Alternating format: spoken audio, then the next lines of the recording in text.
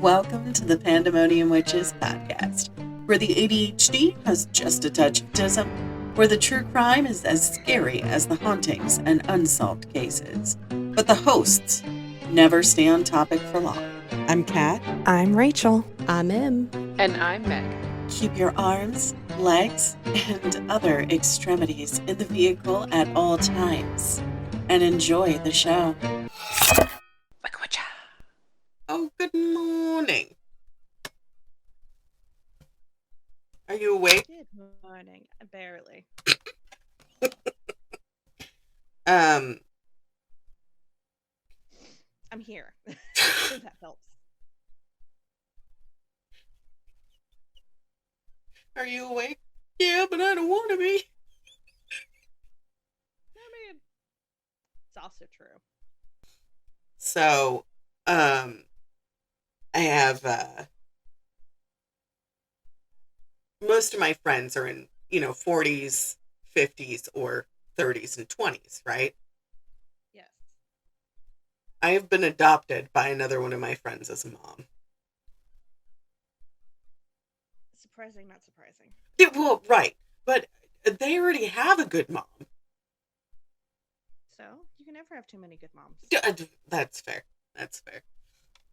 I love her to death. She's a good person. She's a good egg. She's got a good heart, but she's going through a really bad breakup right now. Oh no. We don't love that. We don't. But I do have to say we have a new comment. Oh boy. Their name is Vico. We know who it is, but they responded to farming babies in Cabbage Patch fields. I started listening to that on the way home from work, and then you called. Wait. Friday morning, I think. I started listening to it. Friday. And then we talked the rest of the way. Yeah. I haven't had a chance to finish listening to it yet. But he's like, yeah, let's go. I was like, okay. All right. I see it. We were at 73 followers. And we are now, hold on, my phone's being a butthead. So, of course, it's like, you want to access the app? That's nice. Let's try again. So, we're now at 71 followers, which is fine. Oh, boy. We're not everybody's cup of tea, and that's okay. But we now have a new country. Oh, boy. Where are we at now? Well, of course, we have our standard, excuse me. The trees are fucking. Allergies. I hate it. United States, Romania, United Kingdom, Canada, South Korea, New Zealand, Russia. That's our normal, right? Yes. We now have Spain, France, Germany, Australia, and Switzerland. Oh, yes. Which is so fucking cool. Let's just... Love it. Welcome to the shit show, guys. We love it. We do. We do. So we're entering October now. Yes. It is our time to shine. Yeah, it's spooky season. Spooky skeletons and sugar stuff. So,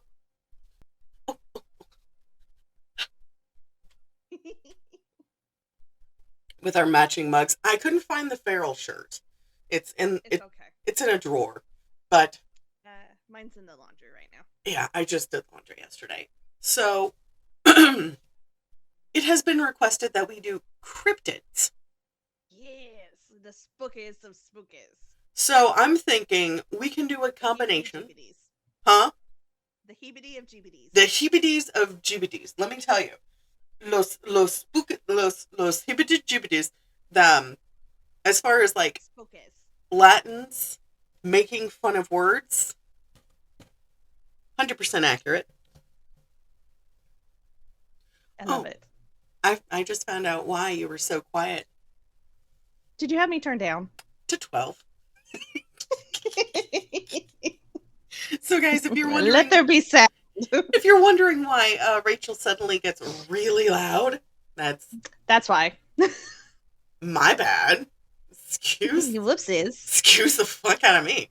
Um, so we're doing cryptids, we're doing creepy pastas. We're going to cover two cases that are creepy pastas that are actually murders or attempted murders.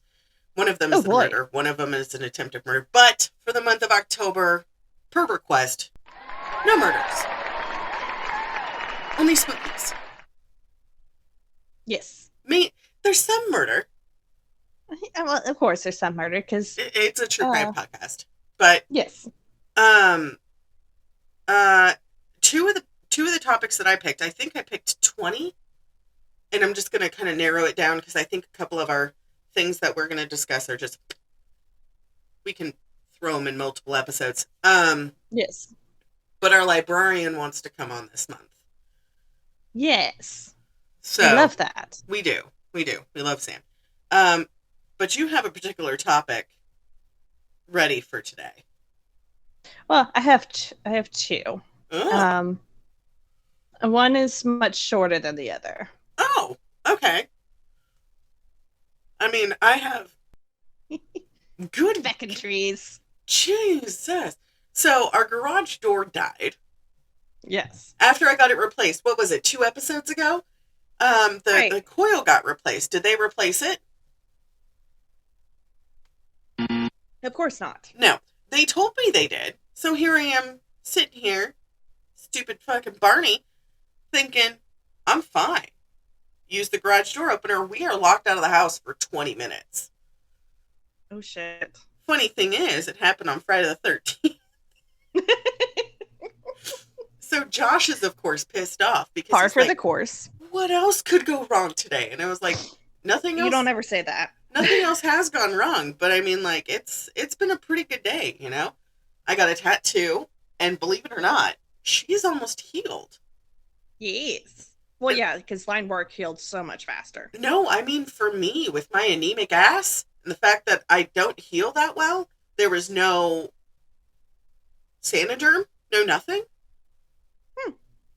I mean, understandably so, it should heal quickly, but I mean, like, yeah, this, I mean, it's already scabbing off. Love that. I got Oogie Boogie on my leg, by the way, because I am obsessed. Yes. I love me some Oogie.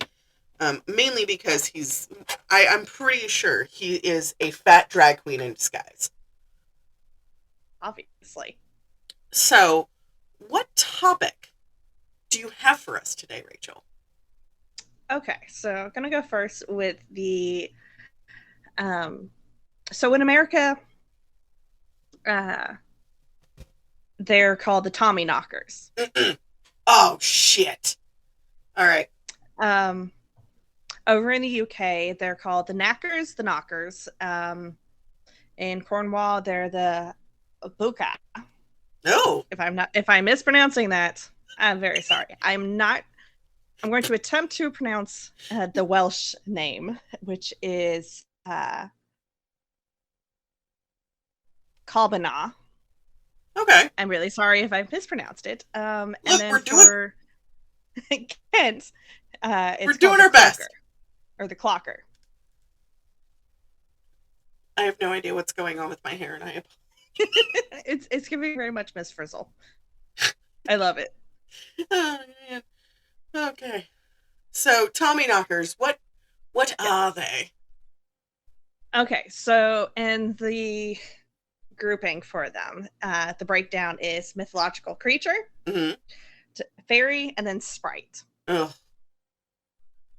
So they're found in mines. Mines? And mines. Like M-I-N-E-S. Like, okay. Yeah, pickaxes out, you know. Not miners, but miners. Yes. E-R, not O-R.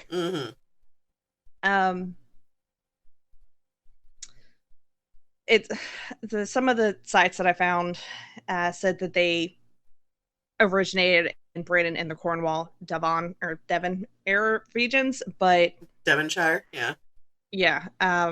But I mean, each culture, you know, they have similar things. They do. They do. Um, although legends contradict about where they originally come from, the lore is similar. Sounds about right. So they are mythical, subterranean, gnome-like creatures that are found in the Cornish and Devon folklore. But they are also known for folklore in the Staffordshire mines. Hold on. They're in the mines. Yes. Where it's dark. Yes. No, thank you. They are also related to the Irish leprechaun, the Kentish clocker, and the English and Scottish brownie, because they're sprites. So right, sprites have many forms. Right, brownies are the ones that everybody thinks are the tricksters. Well, I mean, they are. They are mischievous. They're very much so. Yeah. So it's not surprising. Right. So descriptions of them are being a little person who is 2 foot, roughly 60 centimeters in height. So small. Mm-hmm. With a disproportionately large head, long arms, wrinkly skin, and white whiskers. You just described my ex-boyfriend.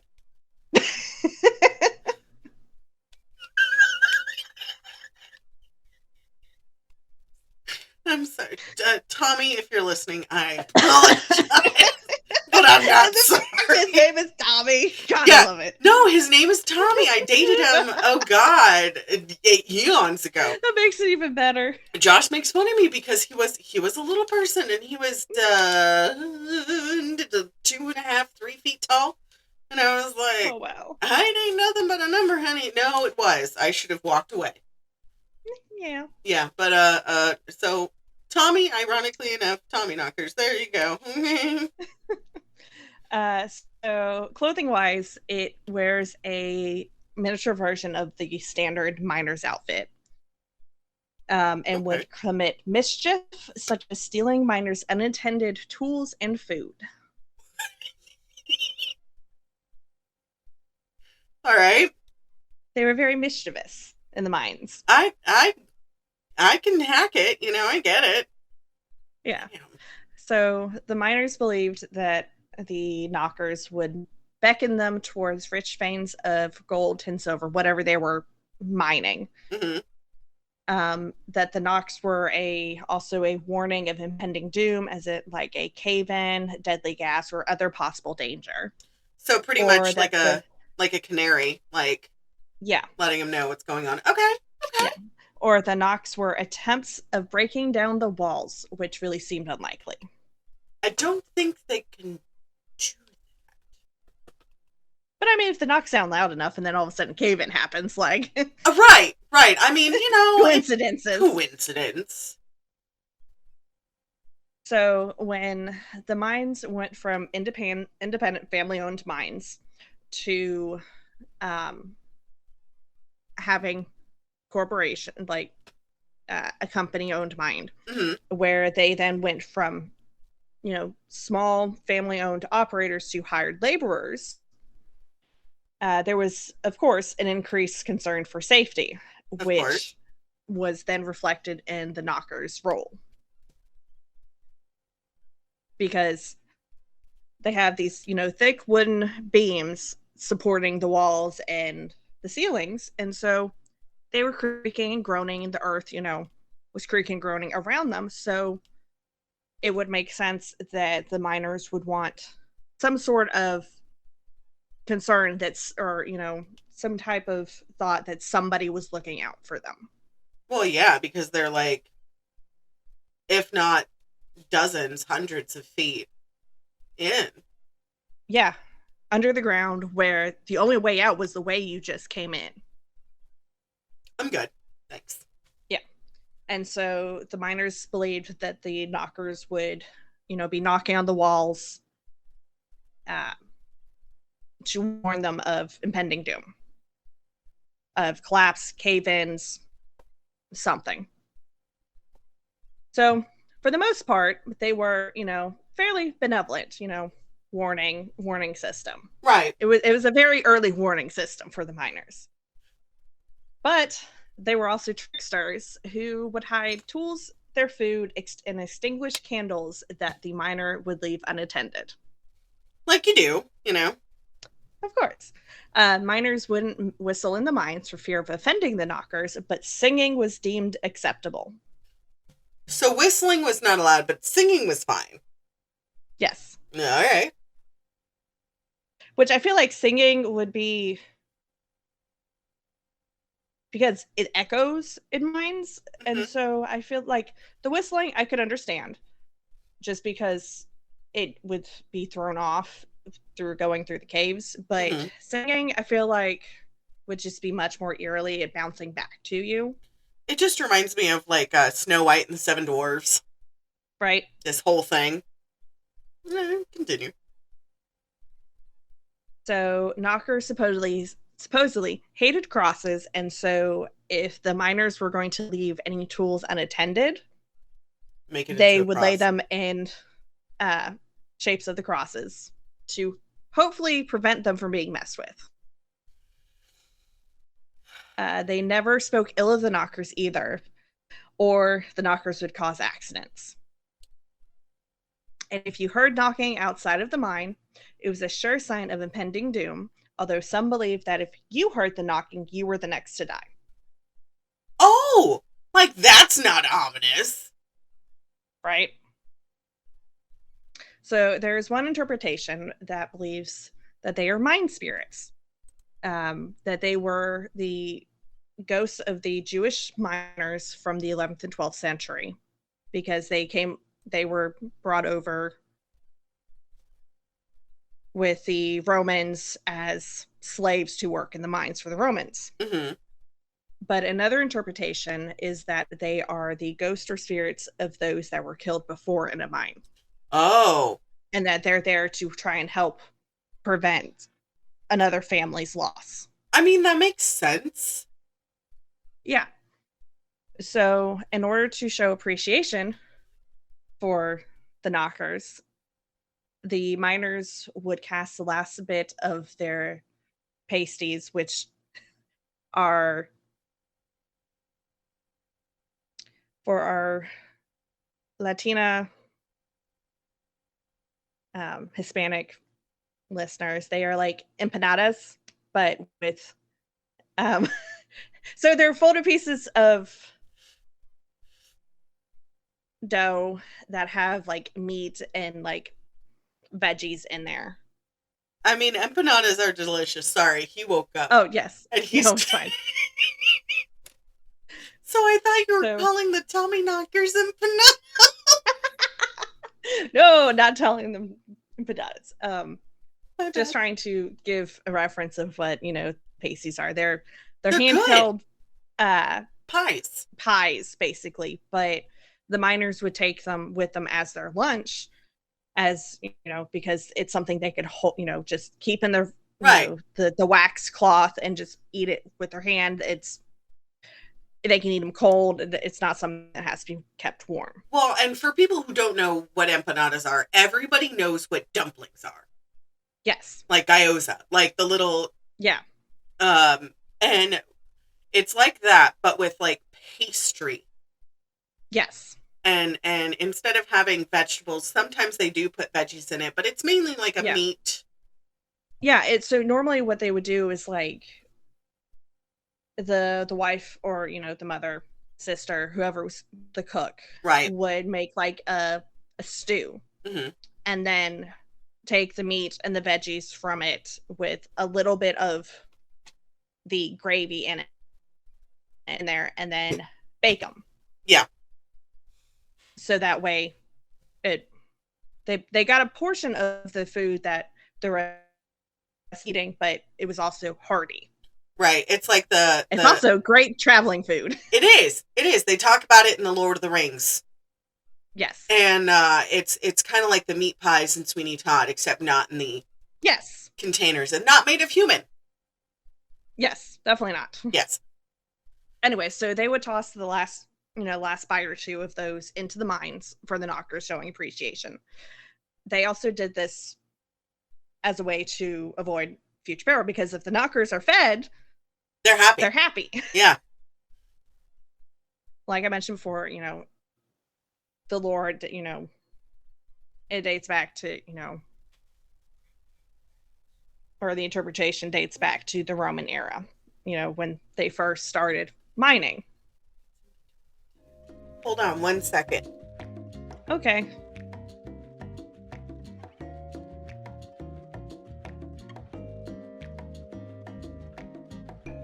I got on here and I completely forgot to put the pot roast in the crock pot.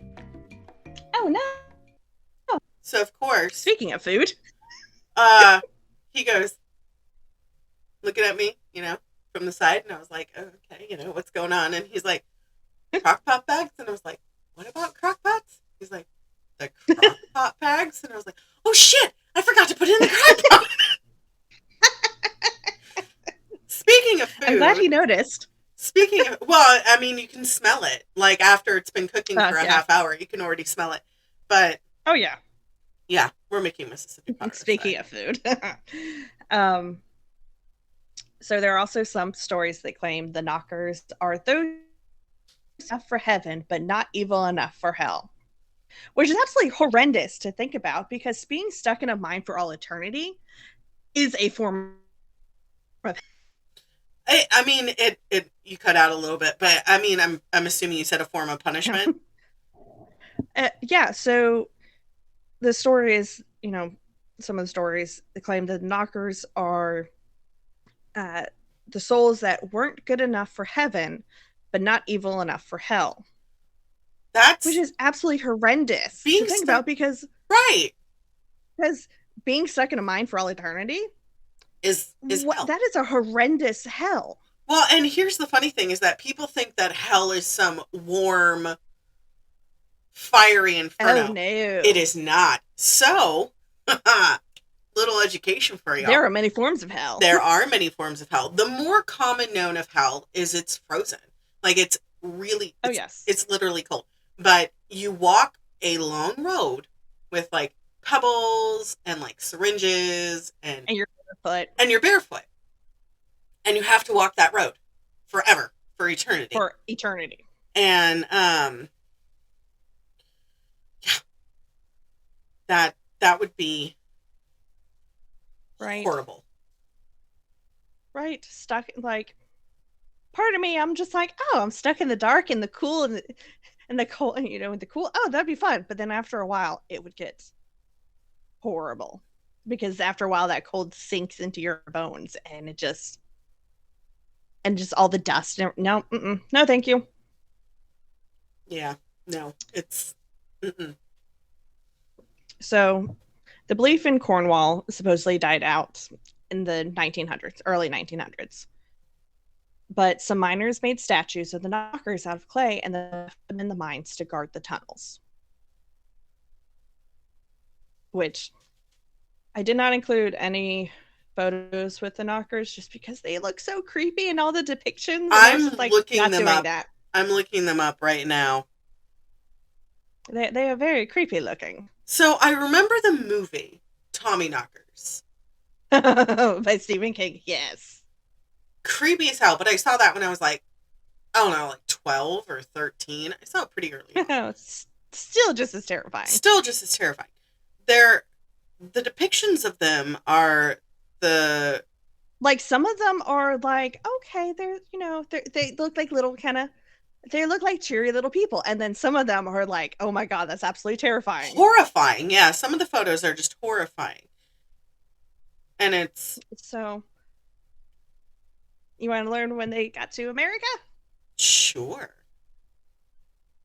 My chair got stuck. I was trying to scoot it forward. And my chair was like not moving. And I was just like, ah. I mean, mine doesn't have wheels. I want to get wheels for this. But... Well, mine has wheels, but it's on carpet. So after a while, it just gets stuck when I've been sitting on it. So it's just like trying to move, and it's just like, nope. It's like, fuck your shit. Okay. So enter 1820s America. Yeah. So the immigrant Welsh and Cornish miners brought over the lore of the Tommyknockers and their theft of the unwatched items, and obviously, the warning knots, the whole lore to Western Pennsylvania. Well, enter, the gold and silver rushes. And so the Cornish miners then followed the rush to Colorado, Nevada, and California, brought the lore with them. The lore then spread like wildfire until it became a part of all mining folklore of the American West. So I was like, oh, that's kind of cool. Right. Everybody. It took off. Right. Love that. So when the foreman would ask the Cornish miners if they had any relatives that would want to come work in the mines because need more help. Right. The miners would say something along the lines of, well, me cousin Jack over in Cornwall would come. Could you pay his boat ride? And the name would catch on. And then the miners, the Cornish miners, would then be called Cousin Jacks. Okay. I had to and so all of the links that I found for them, that was the same bit. Okay. In all of them. And I was like, oh, okay. So that part is actually fairly, the same. So the newly arrived miners would absolutely refuse to enter the mines until the foremen and management assured them that the knockers were already on duty and that all would be well. They just wouldn't go in. Oh. They're just like, nope, not until we know for certain that they're here and they're on duty. And by this point, even the non-Cornwall miners wouldn't work if the knockers were not on duty because they'd come to respect them. I mean, I would understand if I had I do, guardian angel type presences, stopping me from getting murdered on a daily basis, which, right. I already do, but besides the point. But the fact, it is spread so much by wildfire that even other American new miners would be like, nope, are the knockers here? Are they already on duty? If not, I ain't going in there until they are. Right. The American interpretation of the knockers would end up seeing to be more ghostly than elfish, though. Because they went into more of its previous miners lore than elfish.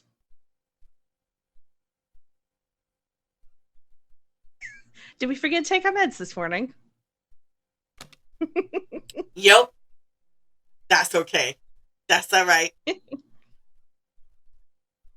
So, the American belief in the knockers stayed until well into the 20th century. I believe it. So in California, there was a large mine that closed in 1956. And the owners sealed the entrance, as you do with, closed down mines, because it becomes a safety hazard. Yep. 4th, 5th, and even 6th generation of Cornish miners circulated a petition to open the mine back up to let the knockers out, so that way they could be free to move to other mines. The owners complied and opened it up so that way the knockers could go free. No.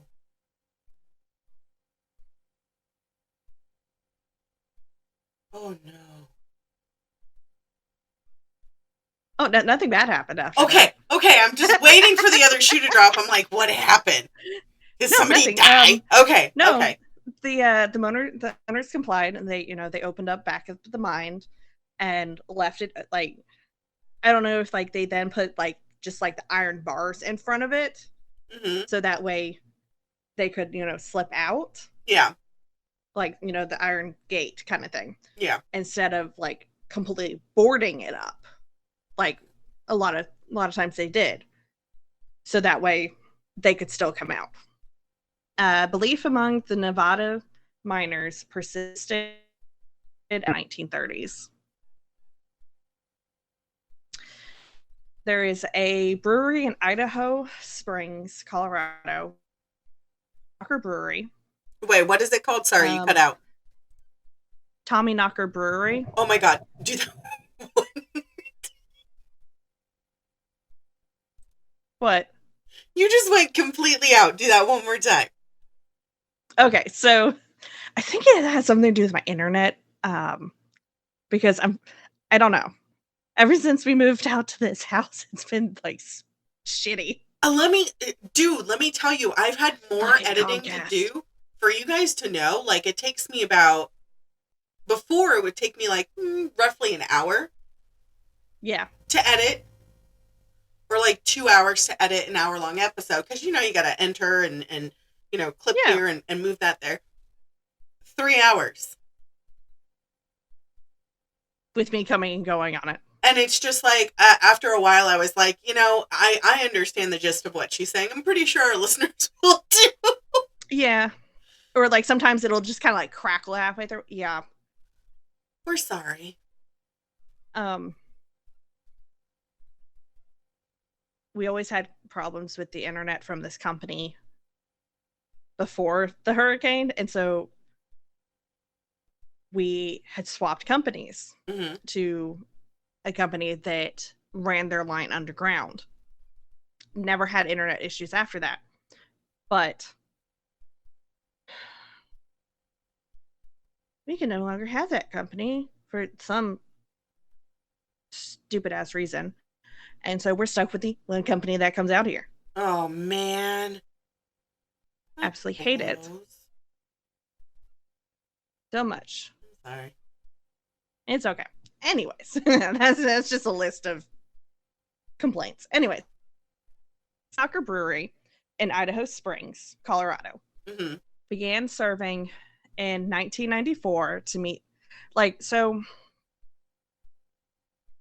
they supposedly began serving in 1994, but the thing that doesn't make sense is part of the reasoning they began serving was to meet the needs of the large number of prospectors as part of the Colorado silver boom, which happened in the 1800s. Right. So they were... Yeah, I know. It didn't make sense to me either, at all. And so, apparently, they're famous for, some of their beer and their root beer. Oh. So... the more you know. And they sell sodas and all kinds of different things. But the company name comes from, Tommyknocker. Some of the miners said that they could hear the knockers singing and working deep in the dark mine shafts and cracks within the walls. This is coming from them. Okay. From the company. Okay. Two legends, and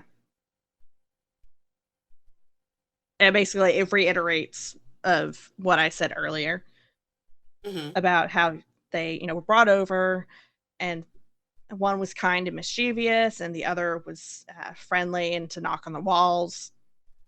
Yeah. So, there is a book by Stephen King called The Tommyknockers, which is a science fiction horror movie, or also science fiction horror book. Also was made into a movie. I'm good. Yeah. There was a mention in the Hardy Boys book, Hunting for Hidden Gold. There was a benevolent knocker that appeared in the Ironwood Tree, which is the fourth book in the Spiderwick Chronicles. Oh! Where it helps the protagonist escape from a dwarf kingdom. There is a novel that is a Pulitzer Prize winning. Pulitzer? Pulitzer Prize winning, called Angle of Repose by Wallace Stegner, where the protagonist, Susan Burling Ward, first hears about Tommyknockers when her husband and his colleagues take her into one of the quicksilver mines at New Almaden. There are similar knockers that appear in Laura Purcell's Bone China novel.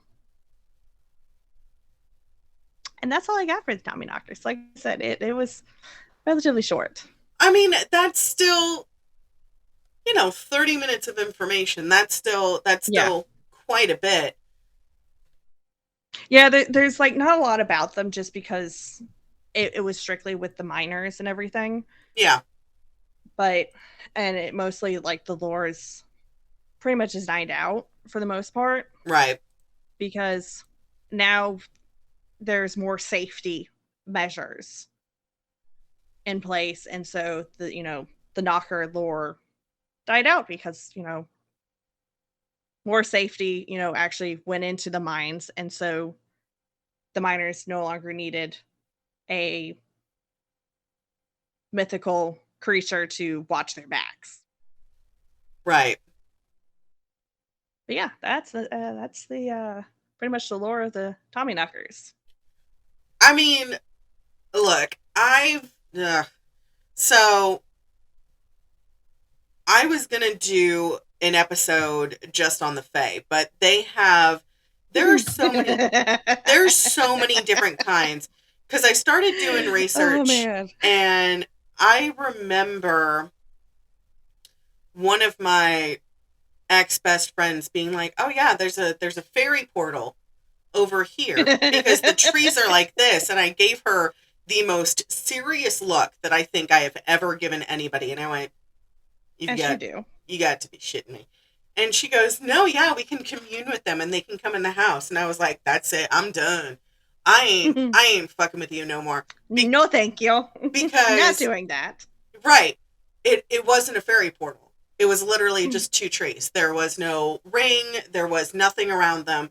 It was just The two two trees trees. just happen to warp together. Just happened to warp together. Which happens. It does happen because 90% of the sunlight happened to direct in that exact area. So the trees just kind of converged. Yeah, they grow to where It's where the sunlight is. It's osmosis, bitch. It ain't fucking fairies.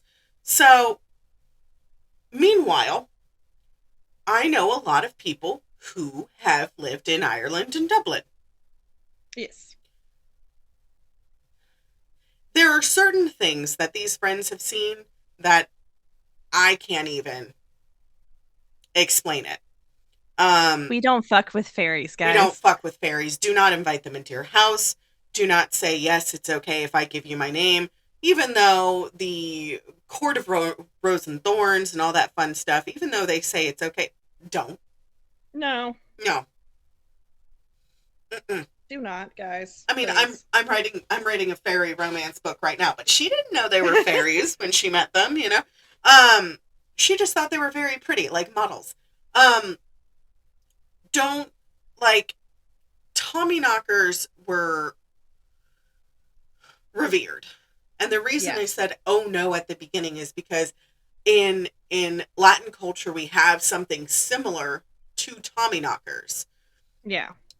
But they weren't called that. I can't remember what they were called, but my grandma just called them short fuckers, but I mean I mean they are. They are. So it's not I mean it's like those oh god. What did Emily call them? I don't know. Pumpkin spice moms. The moms that go out and get the fairy portals or whatever. She's like, I'm gonna make my kids fairy bubbles or whatever. And I'm like, why? Why are you telling them Why would you do that? That it's okay to talk with fairies? Meanwhile, you know, I mean, tooth fairy belief is entirely something different. Well, okay, so but it also teaches your kids to sell body parts for money, though. So that's not that's a whole nother spiel. So I have the tooth fairy on my paper notes. So I was gonna cover that. Like I said, whole nother spiel. Whole nother spiel because it's we.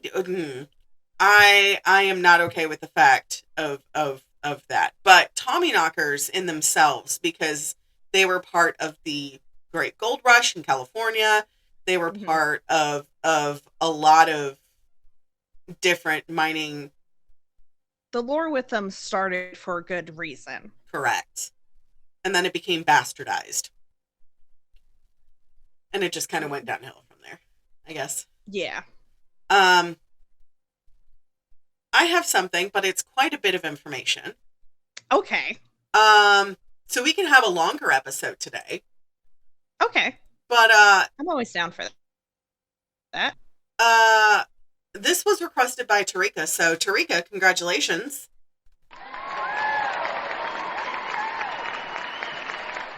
Um so I don't know if you've read Interview with a Vampire. I have not, but I have watched the movie, Okay. which I know does not count. It doesn't count. They are coming out with I think they came out with a TV show. That's A pretty better version. it's pretty on par with the book from what I've seen for a couple of the trailer scenes. There is Yeah. there is a girl that is in the book that is based off of Casket Girls, which was requested. Ooh. So a Casket girl, also known as a Casket girl, are they're weird. So let's strap and hydrate and get ready to dehydrate. They were a group of young women who traveled from France to the French colonies in the Americas in the 17th and 18th centuries. So you're thinking like 1600s, Okay. 1700s.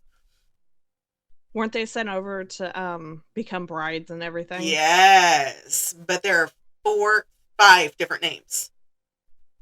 Okay. So, Filet à la Cassette, the original name for Casket Girls, which roughly translates to girls with luggage.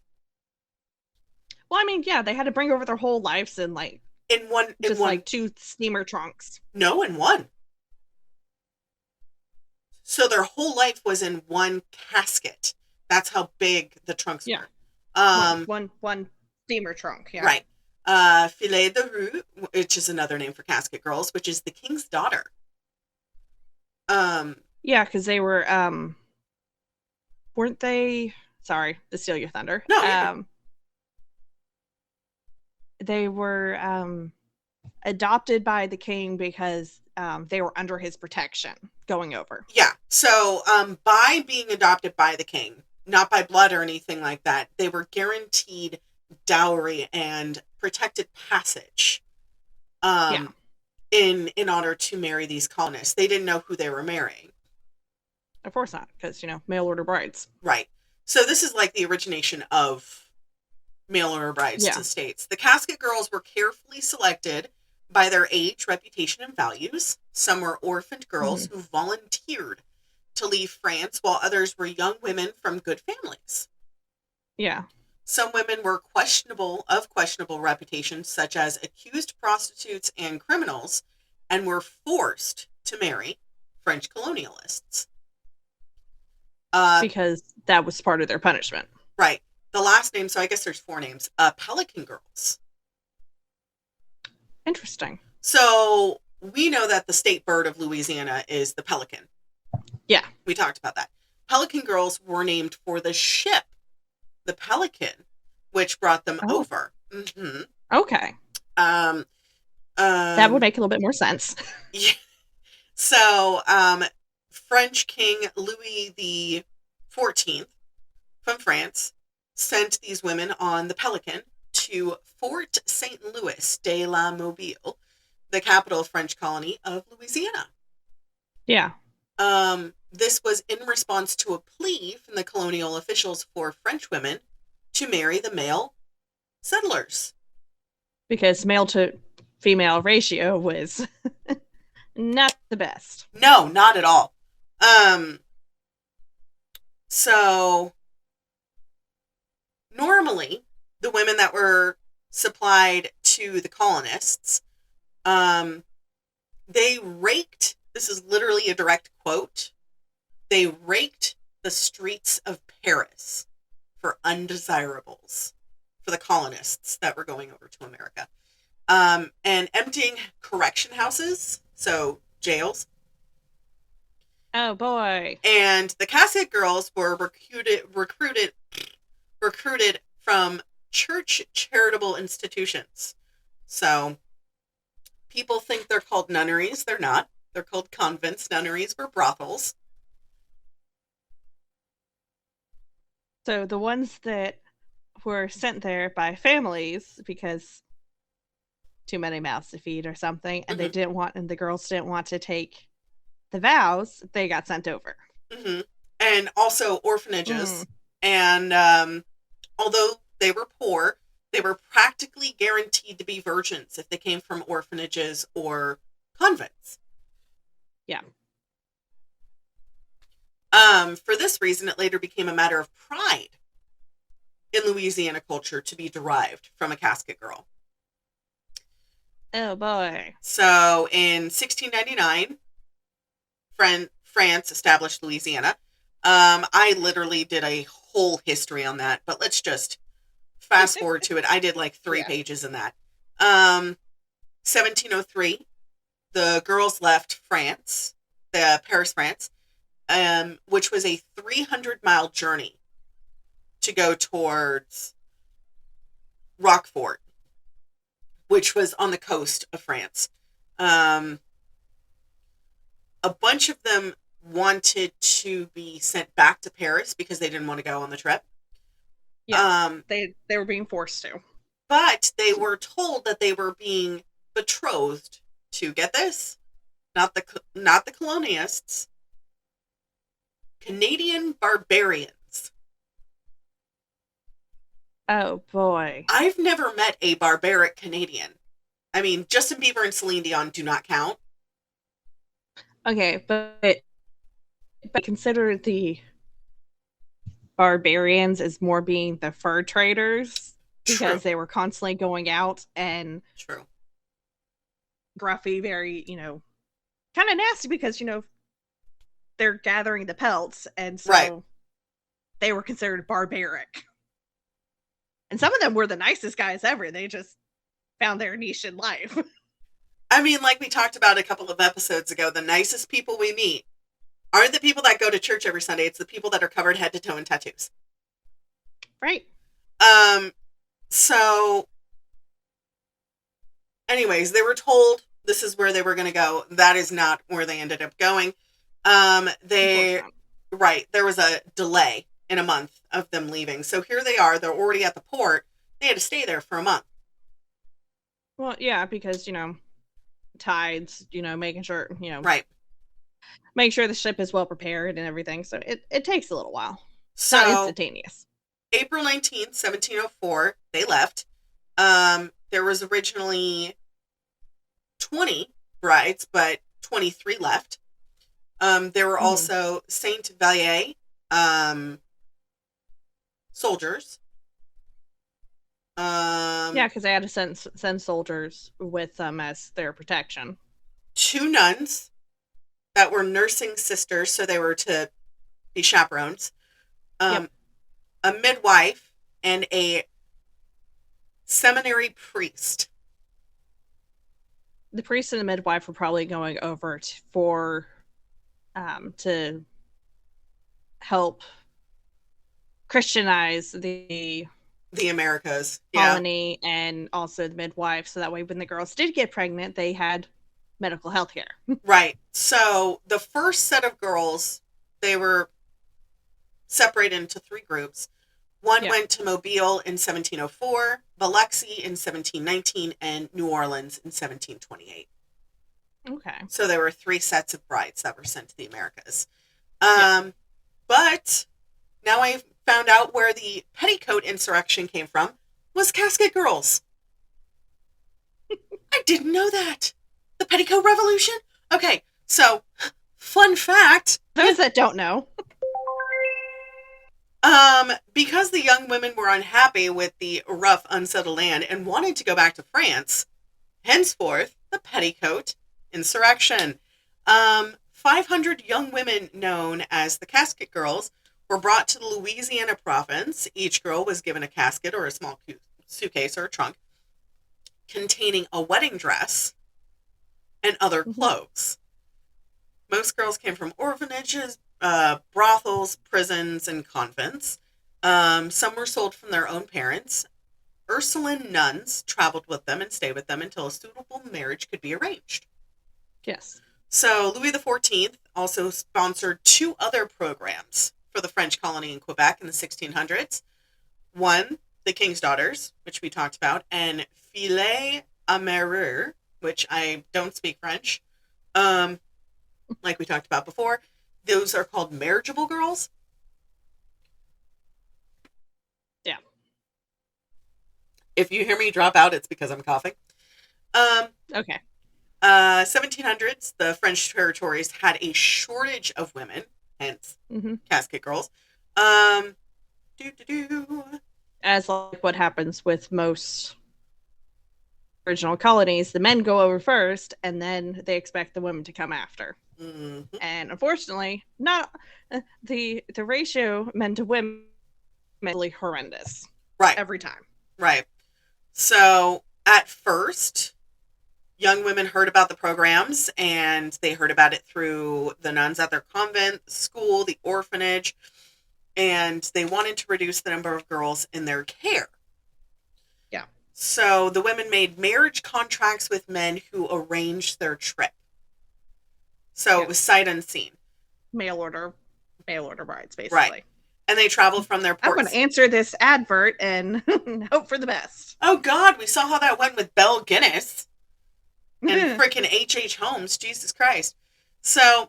hence the hope for the best. Once the ships were filled, the women found themselves waiting months for the next ship, which does happen, or did. Yeah. Anyways. Because it took months for one ship to go to its port and then months to come back. So it took a while. It did. So the passage across the Atlantic took months. They usually stopped for supplies and drinking water in Haiti.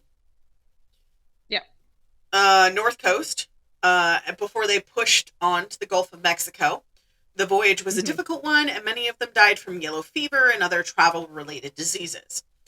Scurvy. So, when the Casket girls arrived, Biloxi was the capital of French-occupied North America, called Louisiana, or La Louisiane, while New Orleans was still an outpost, which Meg covered in the New Orleans episode. Yes.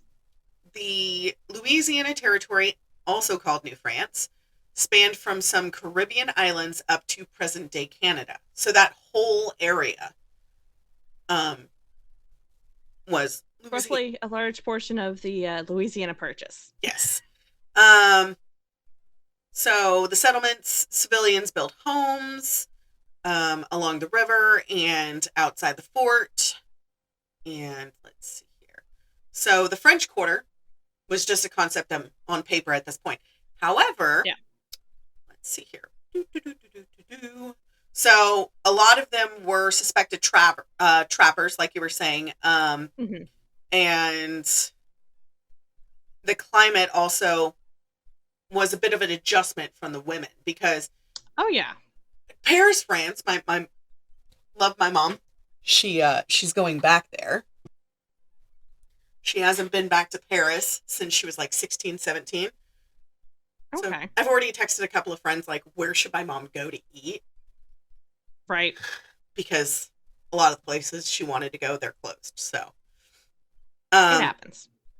You live in the South. I live in the South. I do. You live close to Louisiana than swampy. I do. It is a hot, swampy mess. So the weather is hot, humid, very sunny. Even in winter, guys, it is still humid as fuck. Not at all like Paris.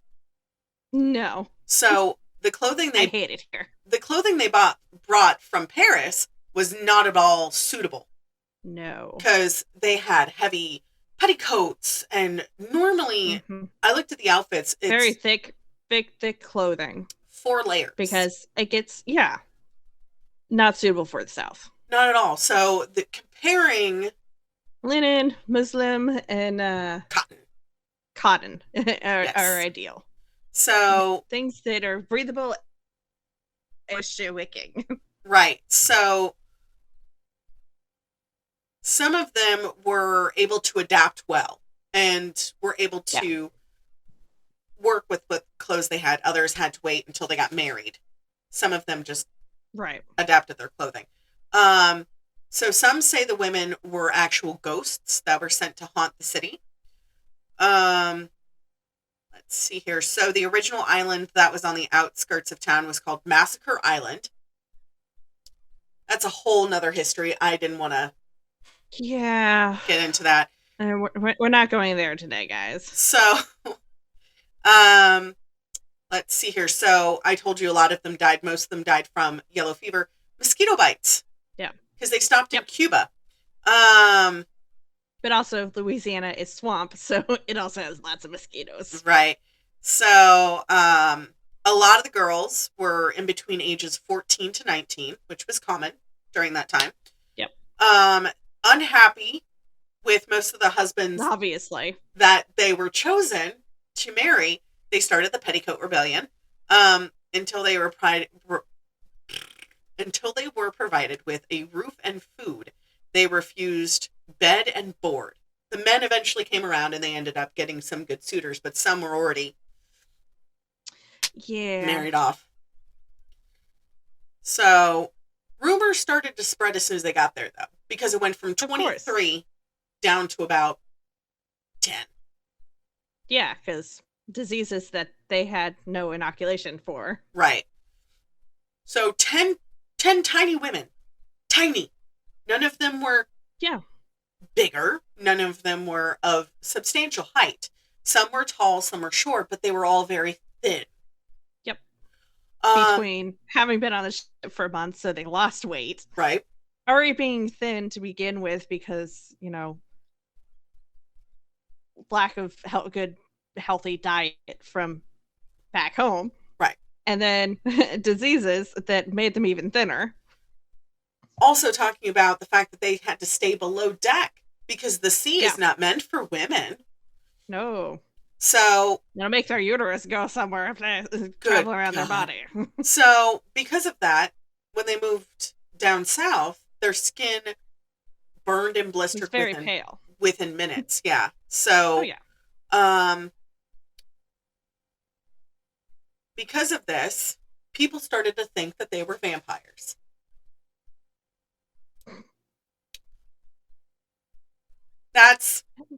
We'll discuss that a later episode, vampires as part of Cryptids, but the Ursulines, also known as the Order of St. Ursula, had a church, a convent, down in New Orleans.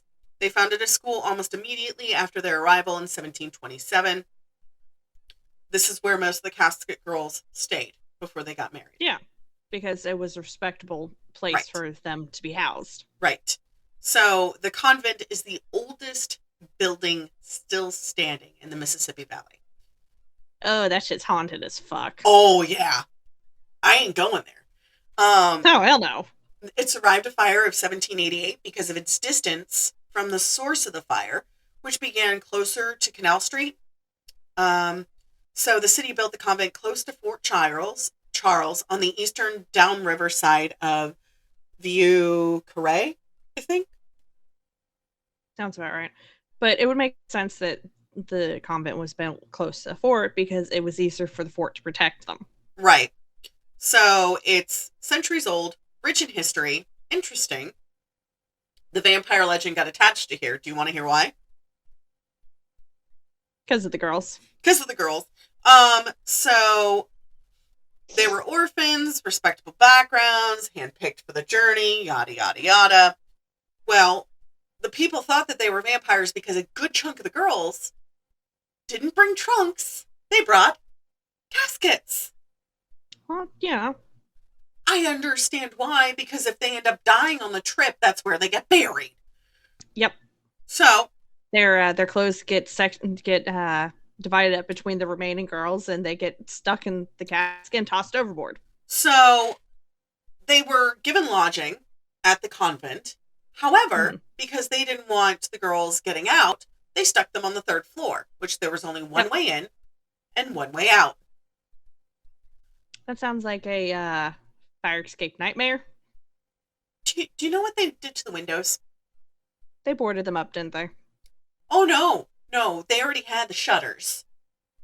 They nailed them shut. So they took the hurricane shutters that were on the outside and nailed them shut.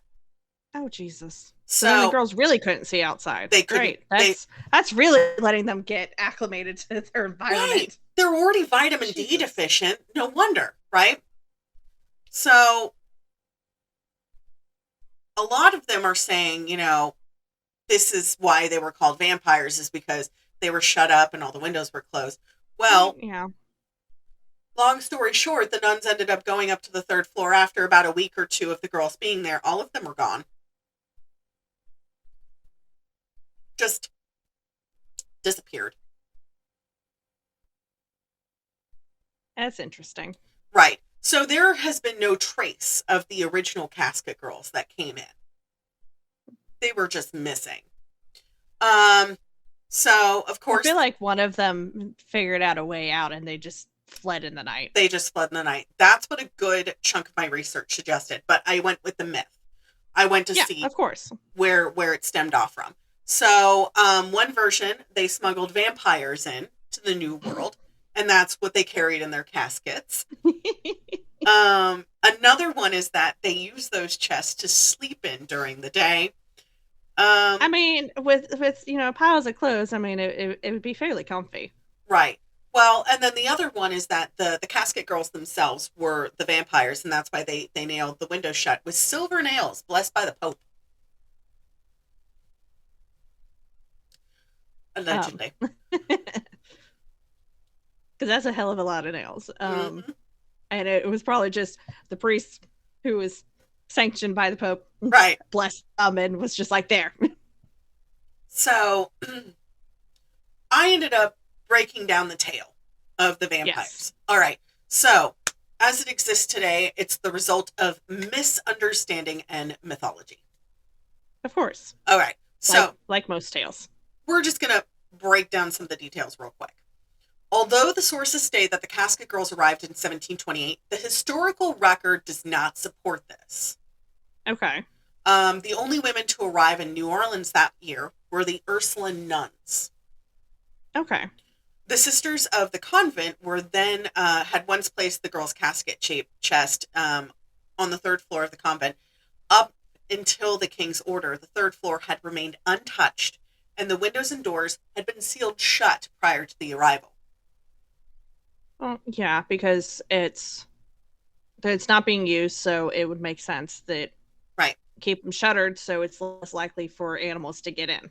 Right. Well, after the 2 weeks they came back, the chests were still there. The girls and their belongings were not.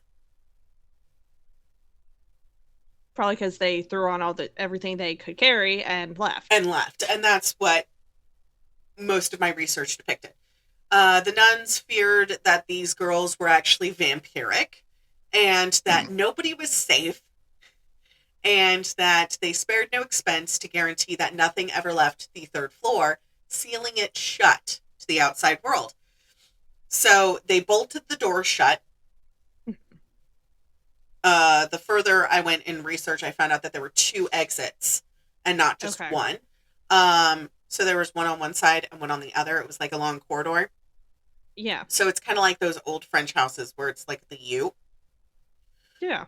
So I was like, okay, that makes sense. That's where I was thinking. However, most of the research and the layout showed that there was only one exit, but I found out why, because they had one door that was bricked up and the other one that was bolted. Ah. So that's why they said... After a while, they bricked up one side and then bolted the other. So the other one is stating that Casket girls only grew stronger by their surrounding. 2 paranormal investigators in 1978 went seeking answers at the convent. Guys, don't do that. They camped out directly in front of the convent, which is at 1112 Chartres Street in Louisiana.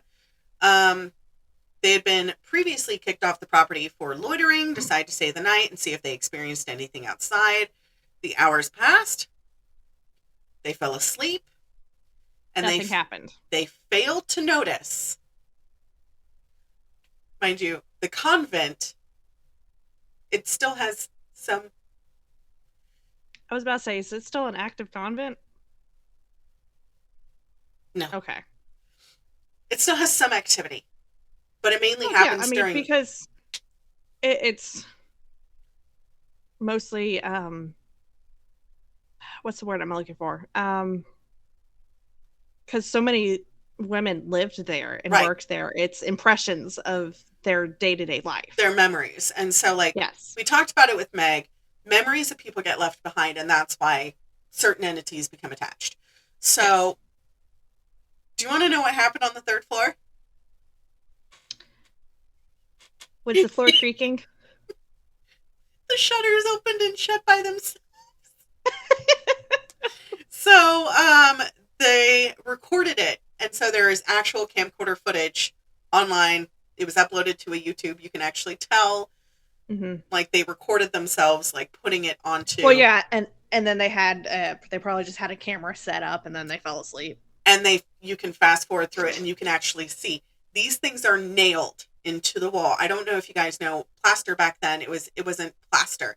No. Here in the Americas, it was like mud. Yeah. It was a stucco-like consistency. Right. It is hard to get nails out of that. Did you know? Yes. Well. Only because I live in the South and it's everywhere in the buildings. Right. I mean, my grandparents built a house like that, but they didn't have the permits to keep the house, so we had to demolish everything. That's another story. That's another story for another time. So, the next morning, the investigators were found dead. Oh boy. Their bodies had been opened and ravaged by some kind of animal, and their bodies had been drained of blood. I mean, if they had bled out, if their body's been opened, obviously they bled out. Right. So, obviously, over time, the information of the Casket girls became a thing. It just fanned the flames. And so, it doesn't give to the fact that these women were imported and given to men sexually, as essentially as sexual servants. Right.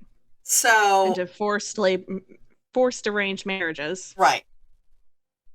So, although the tales of the undead seem plausible, it's not. The bodies were not big enough to fit into their trunks, even though they were the shape of a casket. They were small. They were probably about the width of my torso, which is pretty big, but that's because I'm a hefty bitch. Steamer trunks are very deep, though. So, like, if they curled up, they could have fit, but not laid out. So, a total of 88 women were sent over to the New World as Casket girls. They're unsure which of the 88 were the king's chosen. Okay. But how many of the 88 survived passage, though? Not a lot. Because Yeah, the original, the original 88 were the 88 that survived. The original number was triple that. Much larger, yeah. Yes. So, So, a couple of questions I asked, which I ended up answering in my research. Did the girls go live at the Ursuline convent upon their arrival? No, for two reasons. First, they arrived 7 years after the Casket girls. Second, the convent building we see today was not finished until 1752 or 53. Yeah, so they just got housed wherever the nuns were staying at. Right. So the whole tale of the third floor being sealed off is now happened well after the fact. Right. So the Casket girls is a modern myth that came into being in the late 20th century with i.e. Anne Rice and Interview with the Vampire, Lestat, all that fun stuff. We love Anne Rice. We do. Listen. I love her. What was it? This trailer I was watching, somebody was like, how are we supposed to kill them? They're vampires. Okay, are we talking George Romero vampires? Or are we talking about Anne Rice, True Blood? Or are we talking about sparkly bitches? I'm like, I want that on a shirt. Right? Like, because depending on what kind of which one we're dealing with depends on how we're going to kill them. So are we talking Buffy the Vampire Slayer? Right. That is a vampire? Like, stake to the heart doesn't always different lore. Doesn't always work. So take their heart, lop off their head. You should be good. So a lot of people are theorizing with my research, because I did use a couple of historical papers from the University of Louisiana as well as the University of Mississippi. Thank you. We love that. So they were saying that a lot of the lore was based off of word of mouth plus Anne Rice's novel. Yeah, and word of mouth, things get changed around a lot. Like that game Telephone that we played in elementary school. The words change. Yep, so much. The words change. So let's see here. So the nuns, 1752-53, used the first floor as an orphanage, which housed the classrooms in. It makes sense because not having to carry the babies up and down flights of stairs. I can't read this word. I know I'm gonna fuck it up like I did horror. Infirmary. Thank you. The nuns' living quarters were on the second floor. So you could also call it the sick ward. Sick ward. I'll do that. So we had the classrooms, the sick ward, and the orphanage on the first floor for the younger kids. Yeah, right. It makes sense. Nuns' living quarters were on the second floor, so they could hear everything below. The third floor was attic space. Also makes sense because they had to have some place to store things. Right. Well, also half the attic space was turned into living quarters for those that were under the nuns' care. Hence the Casket Girls location. Yeah, because when the children age out of, or when the women or the girls age out of the orphanage, but are staying on to help do things with the nuns, they had to have a separate living space. Right. Well, they actually ran out of room. Oh, yeah, 100%. So things happen. 1824, the nuns said, "Hey, Bishop, we need more room." And the bishop said, "Sure." Okay. Not until 70 years later. So, because men. Not 70, 20, excuse me. I was reading the next line below. That's still a large chunk of time. So they added a chapel. The bishop used that convent as his residence, and the convent got moved elsewhere. Of course it did. It's now part of the Catholic Cultural Heritage Center and the Archdiocese of New Orleans. I can say that because, Practice. So the adjoining chapel is now St. Mary's Catholic Church. Tours of the old convent, which include the church, are available to the public only on certain days. Well, yeah, makes sense. Let's see here. So a lot of things came from the tellings of the Casket Girls, including music, fiction, and stories. So Victor Herbert was a writer in the early 1900s. He wrote Naughty Marietta, which got turned into a musical in 1935. The movie The Foxes of Harrow. Maureen Sullivan, 1947, is costumed as a casket girl during the ball. French novel W. Maureen Miller is about Madeline, a young French girl who's sponsored by a convent and sent to Louisiana to become a bride of a pioneering colonist. And the spin-off show The Vampire Diaries, the originals. In episode 10 of season 1, Casket Girls are mentioned to be meeting New Orleans gentlemen and spoke only French. Oh, it's Emily. Yes.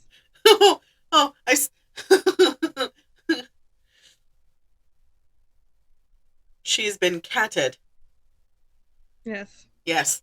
Now it's also attuned to Mardi Gras as well. Did you know that Casket Girls have been incorporated into Mardi Gras? I'm not surprised because it is part of their history and lore. So on New Year's Day 2021, a group of women in Mobile, Alabama formed the Pelican Girls as an homage to the first Casket Girls to arrive on the Gulf Coast.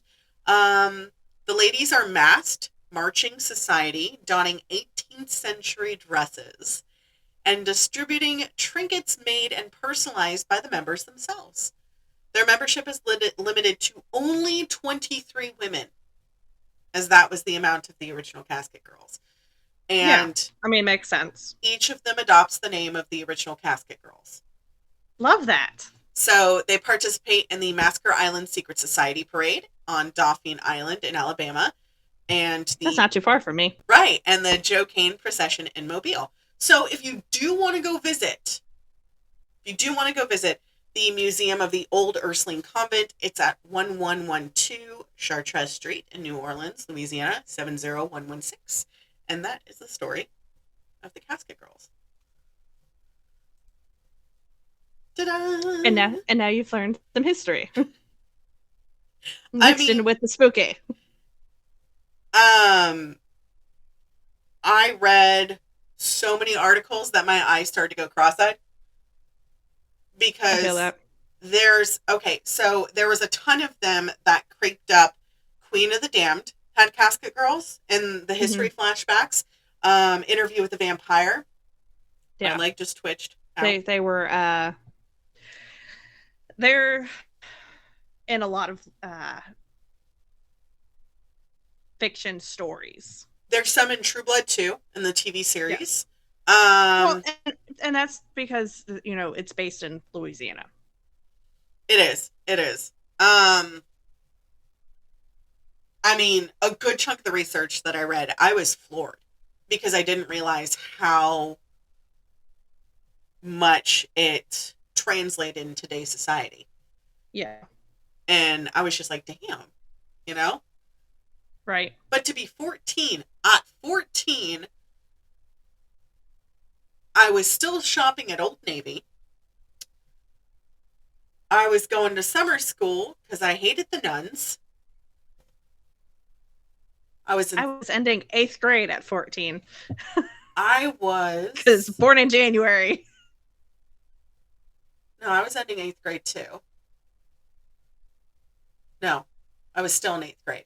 I was going into 8th grade at 14 because I was held back in 4th grade. But yeah, besides the point. 14, I was still running around like a menace to society.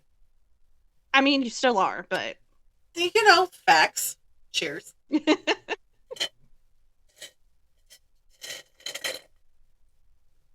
So, I mean, that's a difference of... A difference of type of society. Being a minor and being a menace to society as to being an adult and being a menace to society. What is it? Josh constantly quotes that, anarchy! Anarchy!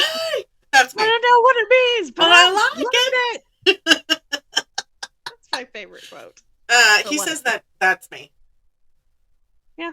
There's a reason why we're feral. I mean, seriously. So, as always, we're no longer stay spooky. I wish we could say that, but stay feral, bitches. Right. Because being feral will save you in all avenues of life. I saw to end this with feralness, I saw a video last night of this guy, or this girl's filming, and this guy, is like, hey girl, and she's like, hi, and he's like, hey, and she's like, wait, you can see me? And he's like, what? She's like, you can see me.